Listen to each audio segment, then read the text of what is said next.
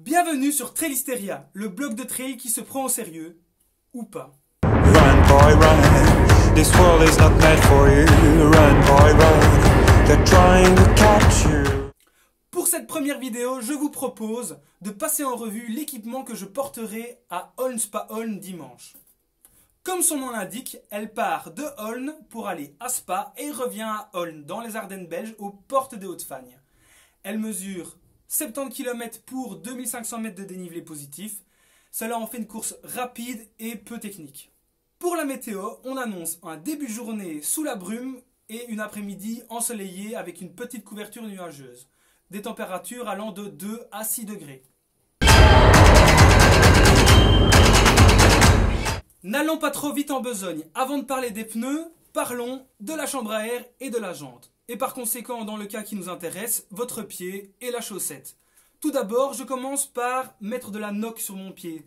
Cette crème a fait de nombreux adeptes. Moi, je l'ai adoptée depuis le Restonica Trail en juillet et puis sur Belle-Île Trail et je ne peux plus m'en passer.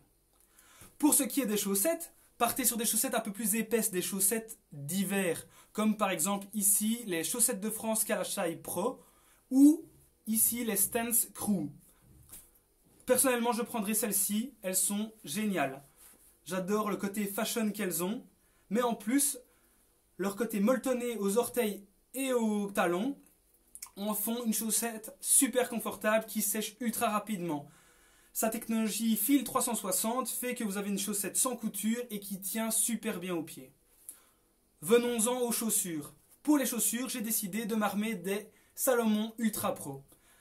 D'un drop de 8 mm, un amorti à toute épreuve et une super bonne accroche, je pense que ça en fait l'arme idéale pour cette distance. Je pourrais facilement taper du talon en fin de course car avec la fatigue, ça revient de toute façon.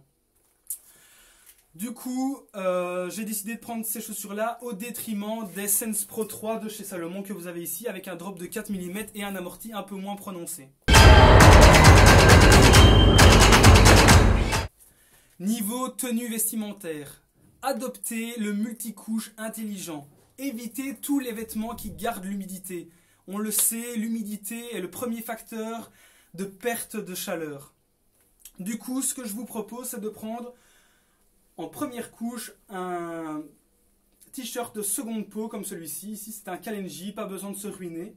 Donc, c'est une matière acrylique qui fait que la transpiration s'évapore très bien, elle colle très fort le corps, c'est parfait.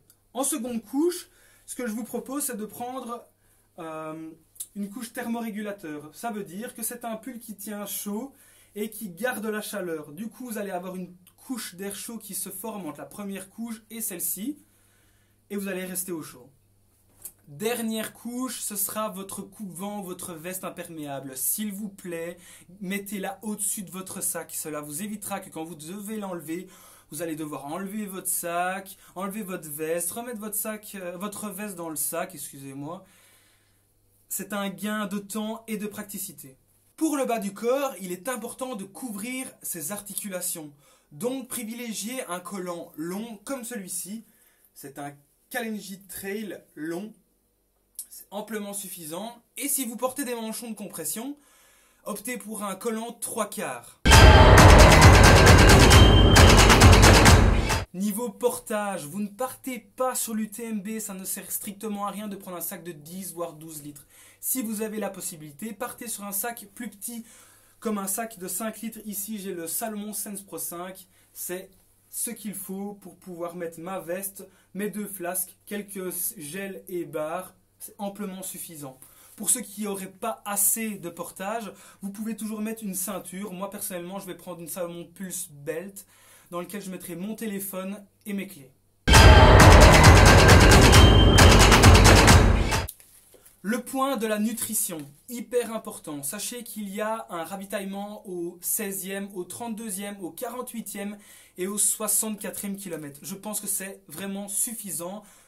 À mon sens, il y en a un de trop. Donc, ne vous chargez pas à outre mesure. Cela ne sert à rien de prendre tout votre cellier de chez vous. Personnellement, je partirai avec 3 barres trop bons, comme celle-ci. Hop, voilà, il y a 3 goûts, c'est super bon. En plus d'être parfaitement équilibré nutritionnellement, c'est un réel plaisir de les manger. C'est important de se faire plaisir. En plus de ça, je prendrai une barre salée de chez Power Bar et un petit repas plus consistant. Quand je parle de repas plus consistant, moi je prendrai 2 sandwichs jambon fromage. Je sais que ça passe bien en course. C'est important que vous preniez quelque chose que vous avez déjà essayé. Pour l'hydratation, prenez une boisson riche en minéraux. Les minéraux feront en sorte que vous restiez bien hydraté et que vous gardiez vos liquides. Vous pouvez prendre une boisson isotonique. Personnellement, je prenais les électrolytes de chez Power Bar. Le petit format du contenant se glissait super bien dans mon sac. Si vous avez un gros contenant, je pense à ça, genre ceux qui ont la poudre Isostar, des choses comme ça, vous pouvez mettre votre poudre dans les petites capsules Kinder Surprise. Ça rentre facilement dans un sac et une petite capsule, c'est une dosette, tout simplement. Personnellement, moi je partirai avec de la Saint-Ior dans mes flasques. En plus d'être riche en minéraux, elle est riche en bicarbonate qui influe sur la production d'acide lactique et par conséquent sur la fatigue musculaire. Pour les petits plus, n'oubliez pas qu'il va faire froid et que 30 à 40% de votre chaleur corporelle part via votre tête, vos mains et vos pieds. Donc il est important de couvrir vos extrémités. Quand je parle de couvrir vos extrémités, je parle d'un bandeau, d'un bonnet, de gants, mais aussi de tours de cou. C'est facile à enlever si vous avez trop chaud, mais si vous avez trop froid et que vous ne l'avez pas, c'est problématique. Deuxième petit point, vous allez être parti en course pour 9, 10, voire 11 heures de course pour certains. Le soleil se couche à 16h44 et la course démarre à 8h. Je ne dois pas vous faire de dessin, il ne faudra pas passer à côté de sa frontale. Troisième petit point, évitez les épingles, c'est super chiant, ça trouve vos vêtements. Prenez une petite ceinture porte-dossard. Je ne les ai pas ici, mais j'ai trouvé une petite merveille, un porte-dossard aimanté. Donc c'est des petits aimants que vous mettez aux 4 coins de votre dossard et vous les clipsez sur votre vêtement. Je vous montrerai ça un peu plus tard, ça fera l'objet d'un test sur le blog. Dernier point, la couverture de survie. La couverture de survie est obligatoire, on ne sait jamais ce qui peut arriver, on est à l'abri de rien. Et la petite trousse de secours. Vous voyez, la mienne, elle a la taille d'une carte de banque. Dedans, j'ai de la NOC, j'ai du Dafalgan Instant, du Motilium Instant et de l'Imodium Instant. Et dernier petit point, pensez à un petit paquet de mouchoirs, on n'est pas à l'abri d'une grosse commission. Voilà, j'espère que cette vidéo vous aura plu. J'essaierai d'en faire un peu plus souvent. La prochaine fois que je vous revois, c'est pour la vidéo de Holmes Paul en course. Ça sera de nouveau une première. N'hésitez pas à me dire dans la description si cela vous a plu. En attendant, prenez soin de vous et à plus sur les sentiers.